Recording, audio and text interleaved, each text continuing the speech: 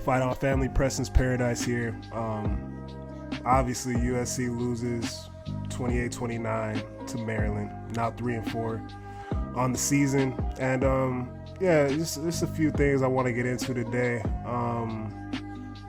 This USC football program, throughout my entire life, has been a vessel for me to, feel better about what's going on in my actual life.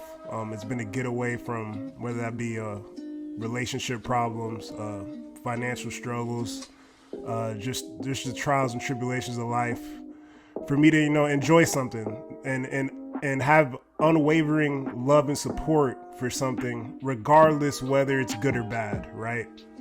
So when I see the negativity towards me personally, towards players, towards the coaching staff, it's just really disgusting me, man. And it's really not stuff that I see on YouTube, even though there's people coming after me on YouTube for the live stream that we did post game, where I had a 100-degree fever and I stood up there for nearly 3 hours listening to people vent about the game with my boy Tim, and people are coming at me. Or it's people on Twitter. Most of it is people on Twitter coming at me, standing behind the quarterback, standing behind the players that we have on the field, that work week in and week out, that have worked months to prepare for this season. The coaching staff that has worked months to prepare for this season, working endless hours, not seeing their family, on the road 24/7.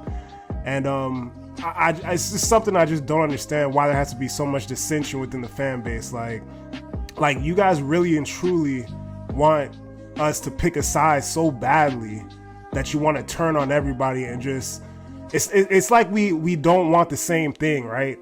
Everybody that's a fan of this program wants domination and success for this program to reach the golden era that it was in once in the early mid 2000s. You know what I'm saying? Like, I just don't understand it, man. I just don't understand it. It's really disgusting, man. Like, and like I said before, like I put it on Twitter yesterday, like I don't really care, man. Like, I'm fighting illness, and I'll say it right now, I don't even care if this team goes 3-9, goes 3-10 with the bowl game. Like, I'm still gonna continue to support this team. I'm still gonna go to games. I'm still gonna spend money on tickets, travel all across the country to see this team. I don't care. And if y'all don't like that, then it is what it is, man. Like, y'all don't gotta follow me. Like, I'm just a former athlete and a fan. Like, I'm not gonna sit up here and act like I know more than Lincoln Riley and shit like that. Like, that's just delusional, you feel me? Like, we don't have the insides. We're not inside. We're not in the locker room. We're not in the meetings to truly know what's going on. Now, it would be different if players were out on the field not playing hard, being undisciplined, doing crazy stuff off the field.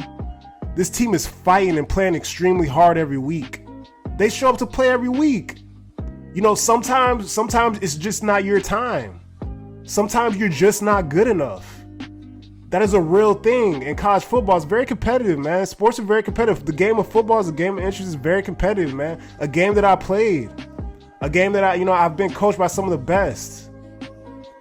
It's a very competitive thing, man. Everybody improves. We're not the only team that, gets transfers and improves and is working hard, or the only team that has a great offensive coordinator or a great defensive coordinator.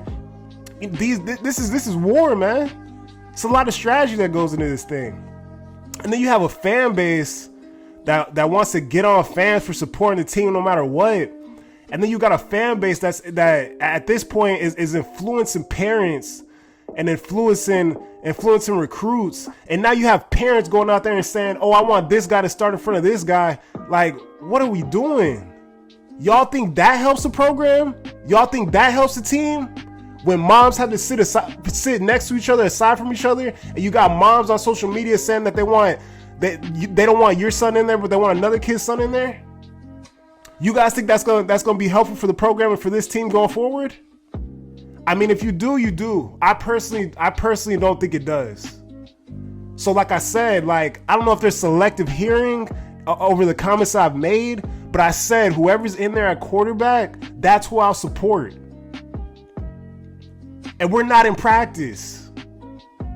And many of these people on Twitter and shit never even played the game of football, never even went through a two-a-day, never even put on a helmet, put on a girdle. never dealt with recruitment, never got letters in the mail, never went to a junior day, never went to an official or unofficial visit, never had a coach come into their living room and talk to them. My father was a college basketball coach for 20 plus years. I'm 30 years old. I'm finally able, now my father's retired, to spend time with him, to go to USC football games, to go to basketball games, because these coaches work so hard. They're on the road damn near 365. They don't even see their families. I spent like one Christmas with my dad my whole life. And I get it, man. It would be easy for me to sit back here and have a different tune if these players weren't going out here, you know, not working hard, not fighting throughout the game. But they're right there. They're fighting. I'm not criticizing. And it's selective, because there's critical plays throughout this game that our quarterback made, and the other person on the side of the ball failed him. But nobody's going to talk about that. I haven't seen not one person talk about certain things. Y'all constantly want to harp on certain individuals because you want to be right so badly. And I hope, wish, and pray. I hope, wish, and pray, because I love this program so much that I truly mean this. Whoever's in there at quarterback, if Miller's not in there at quarterback, I hope, wish, and pray that whoever's in there is a perfect quarterback that never throws interceptions, that never fumbles the ball, that never makes any type of mistakes. Because I know for a fact that if we get somebody else in there behind center and they make mistakes that y'all have been harping for months and months and months, that they make mistakes, that I pray that I know y'all not going to criticize them. I know y'all not going to say, hey, let's get this guy back in here. I know y'all not going to say, hey, let's go get number 17 in there to replace this guy. I hope it should pray. Now, I want success for whoever's in there. So I truly hope that they're a perfect quarterback if they get in there and our quarterback is replaced. Because that's just not how it works. And y'all think that these coaches listen to the fan bases. They do not care about the fan bases. They're working. They don't got time to listen to these fan bases. They don't got time to listen to us. They got too much work to do. It's 365. And we're constantly fighting. We all want the same thing. We don't know the ins and outs like that. I'm telling you, man. And I mean, really, that's really all I got to say. Like, I will never sit up here and act like I know something that I don't know. All I can do is lean on my experience, lean on the people that I grew up around, the people that coached me, the quarterbacks that I've had to be in front of and had to block for and had to play with, and, you know these demeanors and just know the life of, being a Division I coach, whether that be football, basketball, soccer, whatever. The long hours, the late nights, times away, the times away from the family you are. And it's really that simple, man. I mean, we're struggling right now. It is what it is, but I'm going to stick behind this team, man. I'm not going back and forth with people on Twitter. It is what it is, man. Y'all can continue to criticize. Y'all can continue. You don't have to support the channel if you don't want to. At the end of the day, like, I don't do this for money. I didn't start making videos for money. You know what I'm saying? Like, this is what it is. Like, I'm just here to get my opinions out. Like, y'all want to continue to criticize kids, continue to influence parents. Hey, it is what it is. If y'all think that shit's going to work, then, hey, we can see if this shit's going to work. I promise you it won't, though. Fight on. Let's get it right.